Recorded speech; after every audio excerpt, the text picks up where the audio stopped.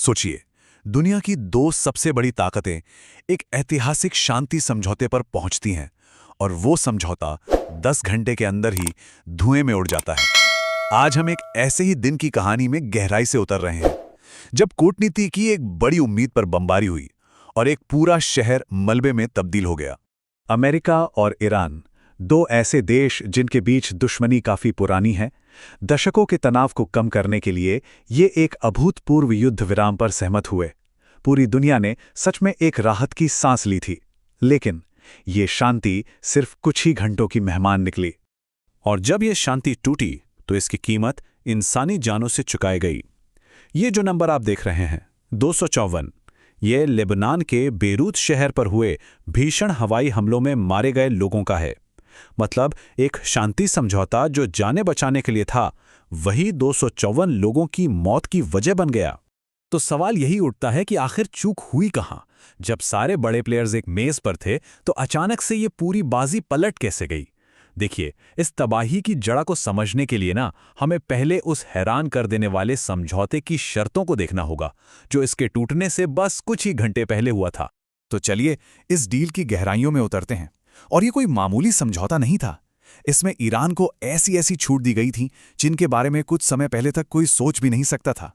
जरा स्लाइड को ध्यान से देखिए। ईरान की लगभग हर बड़ी मांग मान ली गई थी। परमाणु कार्यक्रम जारी रखने से लेकर आर्थिक प्रतिबंध हटाने तक ये अमेरिकी फॉरेन पॉलिसी में एक बहुत बहुत बड़ा शिफ्ट था।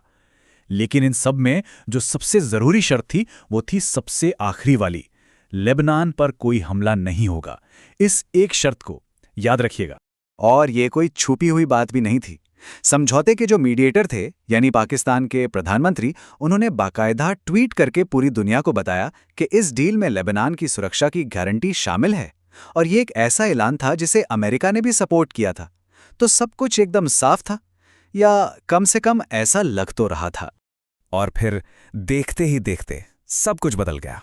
शांति का सूरज अभी ठीक से डूबा भी नहीं था कि युद्ध के बादल मंडराने लगे। अगले कुछ घंटे मिडिल ईस्ट के लिए कयामत बनकर आए। ये टाइमलाइन दिखाती है कि सिचुएशन कितनी तेजी से बिगड़ी। एक छोटी सी चिंगारी से जो बात शुरू हुई, वो बस कुछ ही घंटों में एक बड़े संकट में बदल गई। और इसकी सबसे भारी, सबसे भयानक कीमत बेरूत ने चुकाई। बेरूत पर हुआ ये हमला कोई मामूली हमला नहीं था। इसे उस साल के सबसे घातक हवाई हमलों में गिना गया।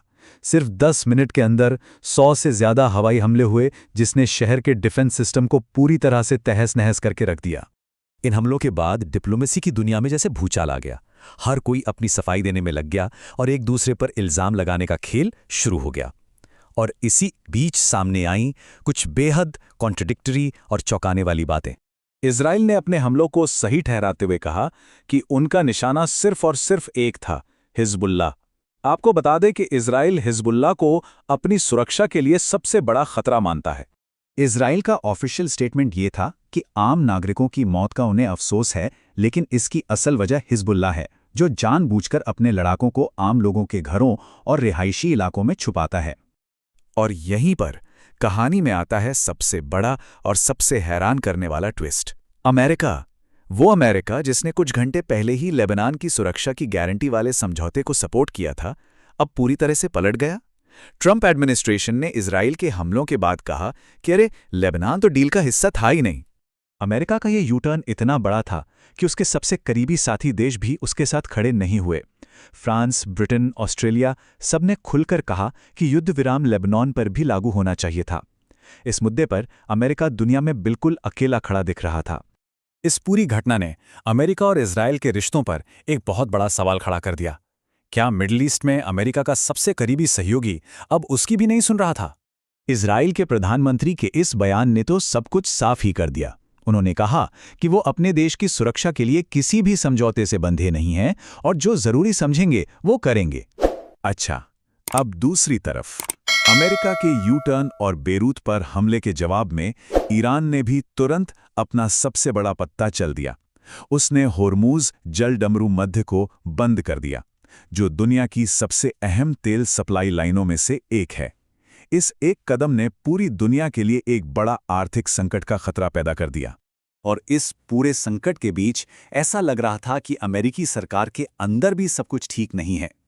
प्रेसिडेंट ने इस पूरे कंफ्यूजन के लिए मीडिया और फेक न्यूज़ को जिम्मेदार ठहरा दिया, जिससे यही मैसेज गया कि एडमिनिस्ट्रेशन खुद ही बंटा हुआ और कंफ्यूज्ड है। तो ये कहानी हमें एक बहुत ही खतरनाक सवाल के साथ छोड़ जाती है कि जब एक सुपर पावर का सबसे करीबी दोस्त ही उसकी बात न माने, तो असली कंट्रोल किसके हाथ में है? देखिए, इस युद्ध विराम का टूटना सिर्फ एक डिप्लोमैटिक नाकामी नहीं थी, बल्कि इसने शक्ति संतुलन के नए और ज्यादा खतरनाक समीकरणों को जन्म दे दिया है। इस पूरी स्थिति पर आप लोग क्या सोचते हैं? अपनी राय हमें कमेंट्स में जरूर बताइएगा। देखने के लिए बहुत बहुत शुक्रिया। अगर आपको ये एनालिसिस पसंद आया हो तो इसे लाइक और शेयर जरूर करें, और ऐसे ही और भी विश्लेषणों के लिए हमारे चैनल को सब्सक्राइब करना ना भूलें।